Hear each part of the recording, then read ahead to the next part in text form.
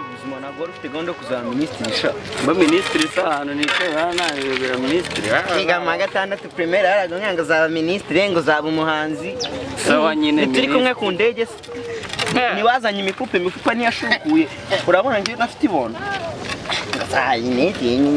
njye se mba minisitiri iki ngenda mbwirwa nkaburara nkabyuka nikubye ngana nk'uruyongwe njye nyura naba minisitiri reka sha rero jya urota inzozi zishoboka reka sha nzakora indege mpaka mpfuye wa muginga we bagupfuye se urabona tutabuze akazi ako nako nubwo naburaye ariko ndiho se ruri kugenda ruzunguza ibondo hariya n'isirwa murabona rutari rwa Mbonabihita we sha Mbonabihita we vayo hano Mbonabihita reba uri kuzunguza ibondo sha warakize twega twarakuzwe sha dore yabondo rwazanye sha ego umuginga twebwe kurusha inzovu uriya mudigi uba uri mwikira ni agacuma reba neza sha reba neza nimba atari we uri kumfatanya n'inzara ako se sha waje mwana tugapanga kubona inzara iba yasumbye isesemi waje tugapanga abantu baje kwaka akazi n'ibana ariko si ubwo buzima bwa n'amafiyeri ubwo muramukora iki koko si kuko murabona ko aho kwicara aho byabamarira iki koko hari akazi koko mwapfa kubona koko vayo hano dufashe kubumbira indi mwana reka mbabwize rero ukuri ubu njyewe mfite business rwose mwitabaho cyane njyewe Mbonabihita mfite business itabaho cyane sibyo iyo business kandi ndakeka yabakura mu bukene rwose akanya gusa ngahita Imana ihindura ubuzima bwanyu ngiye gushinga urusengero bita Dumburi n'undi rusengeramo n'undi abantu ikintu nshaka ni kimwe nuko muza mukamfasha tukaza tuyobora inama z'Imana tukazigeza ahabi cyangwa mu ijuru reka njye mbabwize ukuri n'ukuri kw'Imana we buzima ubwawe rwose urabona ubuzima bwawe bwose mu buragenda burangira ku isi kandi reba bavuga ngo uzapfuri umuceri gusa wari warya umuceri koko je nabazaniye umunsi ijambo rivuga ngo tugiye kubakira aka kanya we Mafiyeri dore ukuntu urimo rero nkaho amasi ashaka kuvamo reka mbwize ukuri guhera ubu tugiye gushinga urusengero n'ubwo rusengero n'ubundi nsanzwe n'ubundi dufite sibyo bagwita Dumburi urusengero umva urwo rusengero se hazaza gusengeramo buri muntu wese ufite amafaranga inoti umuntu udafite inoti ntabwo azazusengeramo kubera ko namaze kubona yuko ibiciro bisakuriza Imana kandi urusengero rwacu n'abakene bazabinjiramo hazahinjiramo abantu bakire gusa bagafasha tugende noneho ibindi binyura mu nzira ni ukuri kw'Imana kandi njyewe n'ubunye tuvana ku ndege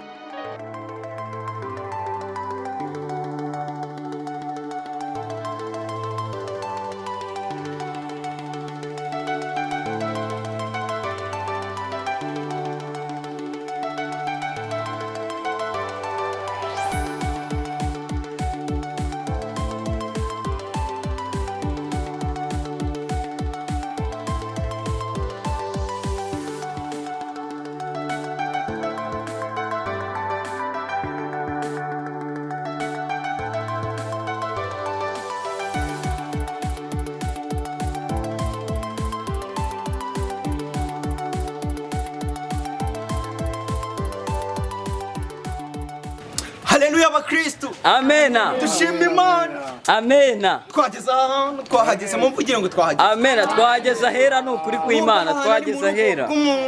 Bwa Pastor Mbonabihita. Ako muhumure tuzitanga dukora urusengero rurutu rwagitwaza. Yego. Amen. Oh, mureka dusenge rero kugira ngo tujye mu mwanya mwiza wo guhimbaza no kuramya Imana. Yego. Tuyibyinire. Dukorera Imana, dukora umurimo w'Imana. Izazaduhamagara imuhaguruke dushime Imana. Rero adusengera Imana data. Murakoze ikadushimira Imana kubw'igitondo cyiza Imana yaduhaye rwose.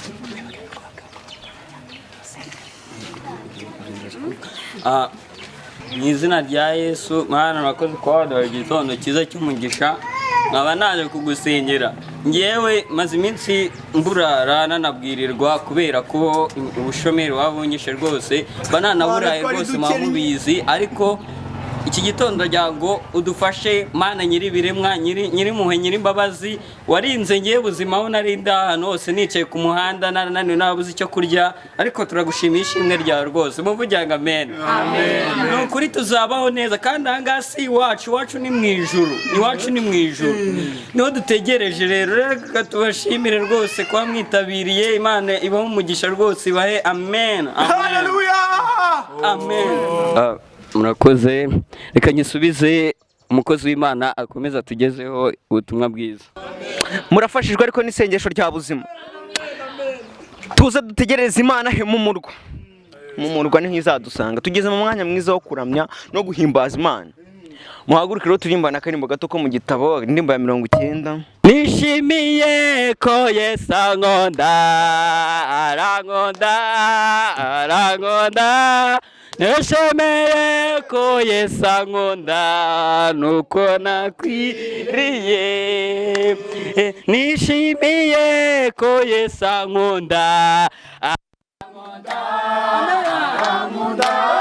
nishimiye ko Yesu ankunda nuko nakwiriye. Amen. Twagiye tugiye kuririmba indirimbo yitwa ngo tambira Imana wongere utanga. Tugiye gutambira Imana. Tambira Imana wongere utambire tamba. Tambira Imana wongere utambire tamba. Tamba. Tamba. Tamba. Muze duture. Tambira Imana nana tambire. Tamba. Tamba. Tamba. Tamba. Tamba. Tamba. Tamba we tamba tambiri mana tambiri tamba tamba sha tamba tamba we tamba tamba sha tamba we tamba tambiri mana tambiri gana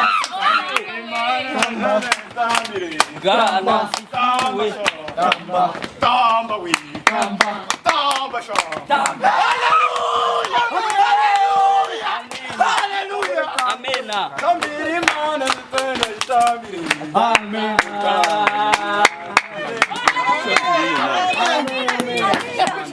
Nyuma y'umwanya rero wo guhimbaza Imana n'amaturo meza dutuye Imana tugiye gusenga twakire Pastor Mbonabihita wasizwe amavuta uvuye muri Nigeria gusigwa amavuta n'Imana niba tugiye kwakira aka kanya agiye kubahoza agiye gukuraho ibiboshywe agiye kubahoza imibiri yanyu afite umwuka yejejwe n'amaraso ya Kristo kandi mureke tumwakire tunasenga dusenga isengesho kugira ngo twakire ijambo ry'Imana. Mureke dusenge. Mana nziza turagushimiye kubw'amaturo meza tubonye. Mana aya maturo udufashe natera intambara muri twebwe. Mana wewe udufashe aya maturo azubaka itorero ryawe. Mana yubaka igifu cyanjye. Mana wandinze nukuri tukweretse pasteur ugiye guhaguruka. Mana muha ubugenge avuge amagambo asize umunyu akura aba Kristo. Amen.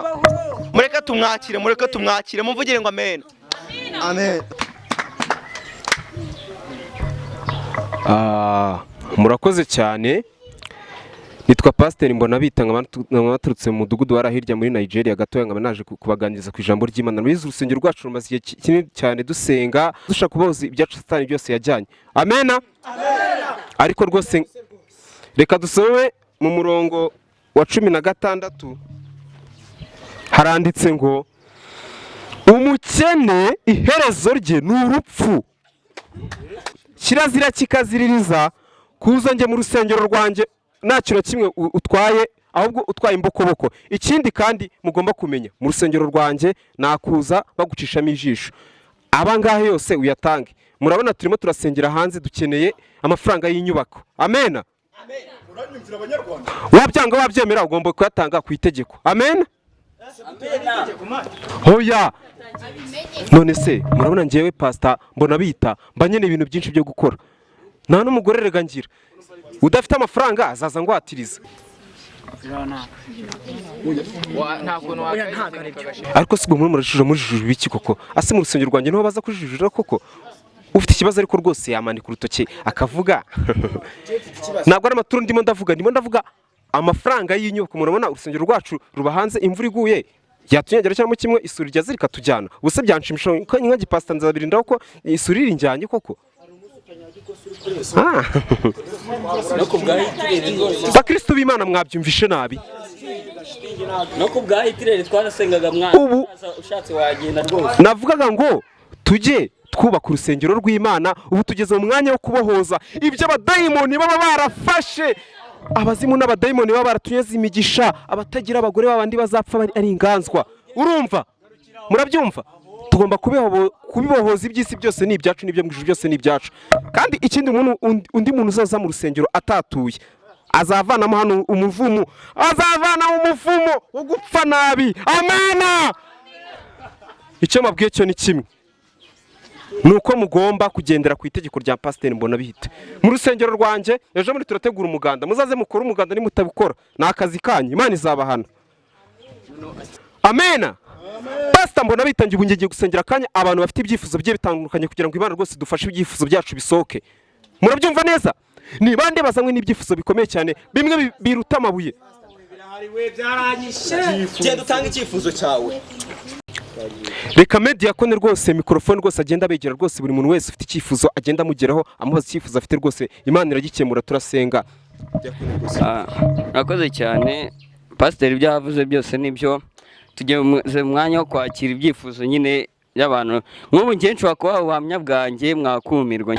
Nabaye inganzwa mu rugo rwanjye, umugore akazansigira abana nkaheha buri kimwe cyose, nirwa nkubitwa nkasiga nafungiranwa muri mari, ariko Imana yarabisubije kuko Imana ishobora byose.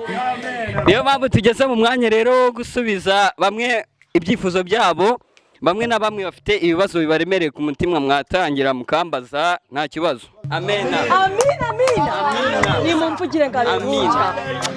Abakobwa mwese muri hano ni mumvugire ngo haleluya. Haleluya. Ndashima Imana cyane, ndashima.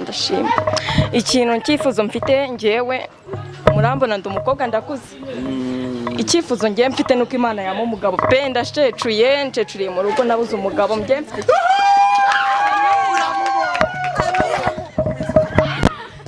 Imana izagenda ikora imirimo n'ibitangaza uko umunsi uzajya ndenda bwira uko bugenda bucya rwose. Imana izagenda ikora ibitangaza muri Dombuzi. Reka dushimire abantu bose bitabire, reka dusubize ijambo Pasiteri wacu w'urusengero rwa Dumburi Mbonabihita adukomeretse ijambo ry'Imana. Kandi mwese turabashimiye rwose ubwitabire bwanyu n'amaturo mwatanze, si ku bwanyu rwose no ku bw'Imana. Reka dusubize rero umwanya Pasiteri wacu Mbonabihita akomeze atubugezeho ubutumwa bwiza Imana yaba yamwohereje imukuye muri Nigeria, akaba yaje mu rusengero rwacu bita Dumburi. Murakoze.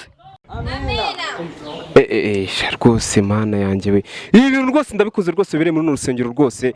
Imana irimo iranyereka ibitangaza. Ariko se Mafiyeri waje hano ngakubwira mfite amavuta rwose y'Imana cyane. Umva se karaka kobwa ko nakunze ubundi nakabona gutera uramuko uwesha namukunze rwose kuno tamuka sha namukunze kandi urabizi nta mugore ngira umukoresha wakuye umugore koko se uri usabye ikifuzo ariko biza abagore banjye bose bari abanjye mwana bose ndamubona gute uze kumunzanira hano sha tuze kubana nyuma muri weho igira umuhanuzi uvuga ati Imana ikweretse umugore ikweretse umugore mwiza biroroshye ufite umugabo biroroshye ufite umutwaro si amena turi kuvuga uburyo cy'ibitangaza by'Imana bizakora aka kanya mu ndi mu mwuka tikabon tikwa sema amena haleluya amen ubu rwose akanya rwose ndi mavuta n'ukuri kw'Imana Imana irimo iranyereka yuko aha hari umugore wabaswe n'ibibazo n'ibigeragezo kubera yatewe n'umugabo we umusinzi w'umudayimoni, umugabo wuzuye abazimu n'imyuka mibi. Uwo mugabo ahora yasinze, ahora azagwirirana, aca n'ahantu banyaye umusinzi nawe ubwo agahita asinda. Urumva uwo mugabo nani poce gitanga mu rugo rw'ukuri kw'Imana. Uwo mugabo, uwo mugore rwose ndimo ndamubona mu maso yanjye. Uwo mugore guhera aka kanya rwose Imana irimo iramunyereka, ndimo ndamubona rwose. Wa mugore w'umugabo wawe n'umusinzi ariko Imana rwose imirana gikaye ko rwose tugomba kubanuka. Umugore wanjye kuvuga umugore wa Pasiteri Mbonabihita umugabo wawe rwose nawe ukunda uzaze ngukundwa akazi n'ukuri kw'Imana ndakurahiye. Amena. Rwose Imana inyeretse yuko rwose arimo hano muri urusengero nahaguruko aze hano. We wa mugore we w'inzobe umeze nk'igisupusupu kuntu wambaye rwose katambaro k'umukara, haguruka uze hano, imbaraga z'Imana zikunyeretse yuko haleluya, Imana ishimwe. Imana iransubije rwose mwabagabo mwe mwababyeyi. Tabuka wegere pastor. Haleluya. Haleluya pastor, haleluya. Amen. Amen. Rwose umugabo wanjye yaranzengereje, umugabo wanjye ni ipanji. Umugabo wawe Ni ipanji rwose, umugabo wanjye yaranzengereje. nje mu rusengero rwanjye dumburi ruhuza buri kimwe cyose. Nje buri umugabo wawe nari namweretswe yuko rwose atari n'umugabo wawe kuva kera buriya nje twagombaga kubana. Ubu rero nje mfite inzu, iyo nzu mfite bayita insumbagutira, ariko se ubundi ufite ubundi mitungo ingaho ubundi bayita insumbagutira. Amena. Amina. Ariko reka ndeba yuko tunareshya mada. Surabona tutareshya koko? Yo. Ukuri ko rwose turareshya. Imana rega rera kunyeretseho. Mana yanjye we. Ye baba we. Mana we. Ya pastor rwose Mbonabihita rwose none ndatomboye. Rwose urabona rwose uri umugore mwiza urumva. Niwe Mfite umugabo ariko uwo mugabo ariga n'imbwa ya bihora wasinze. Nje Mbonabihita ngiye ubu nakunze umugore mba namukunze. Nje mu rusengero rwanjye rwose nta kintu uzigera ubura. Reka tunasangira n'amaturo nugira ikibazo. Oya nako. Nje narihaye uzinze ubaba se. Inzuma bayita insumbagutira hano hepfo wongera ugatambika. Nende biti ncomba byuma. Amena. Ubu rero tugiye kubana ubuzira herezo. Uriya mugabo mwihorere. Haleluya. Amina. Urasubijwe ubu guhera ubu nta bibazo uzongera kugira mu buzima bwawe. Urumva ubu rwose tuzatugenda mu nzira, urumva tugende nimba ari ugutambira Imana tuyitambire, ibintu byose tubikandagira mu izina rya Yesu. Nabazimu n'abademu rwose bagizigera batugendaho. Amena. Uriya mugabo wundi umwibagirwe guhera ubu, ugira gute umwibagirwe guhera ubu? Twanabanarega no mu rusengero n'ubwo rwose rudasakaye. Ni ukuvuga ngo baye mama pastor Mbonabihita. Si ubyumva se? Ahubwo rwose uyu munsi ahubwo pastor umwana wanjye ko yirukanse abaye iki? Abaye iki umwana wanjye? Oya uramwihora barabasanga barafashwe rwose n'umwuka rwose. Sibyo se? Umwana wanjye pastor. Oya wigira ikibazo ariko ase wakicaye koko tukaba turaganira koko. Mbonye umugore mwiza none uzigena nje nakatiwe n'abakobwa benshi shawo bagera ku 500. None nabona ndakubonye.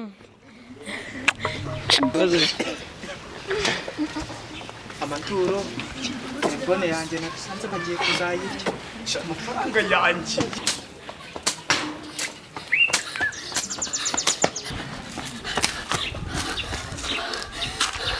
Ubaye iki mwana wa? Papa mama watwaye. Ngo ni yihe nyana yimbwe mutwaye? Umupasiteri twagiye. Umupasiteri? Uhe? Wahanyereka? Yego papa. Wahanyereka? Noneho ndamwica. Mwana wa ngwino tugende unyereke iyo nyana yimbwe y'umupasiteri. Ndayimanika noneho rwose. Yewe nyana yimbwe y'umupasiteri. Nzajya shaka abatware. Noneho ndamuhitana. Iyo mbwa ninza noneho ndayica. Muyinyereka rwose. Niki niko sha. Ibi ngibi ubundi bikurura ubugegera. Kurura ubugegera. Ni pastor Sheri. Sheri ari kubwiriza ni pastor. Abwiriza bikurura ubugegera. Oya Sheri mubabarire. Ngibi nje. Sheri mubabarire ni pastor. Kandi Sheri ni pastor. Reka madamu wereke izi nyana zinga zajya nshaka abagore zijyane. Kandi pastor usigaye umenyera wowe. Sheri mubabarire. Ndamubabarira ntwara umugore. Iyi si impeta wanyambitse. Mubabarire. Iwe biki? Ni pastor Sheri. Ni wowe nene. Sheri ndanyanyashinya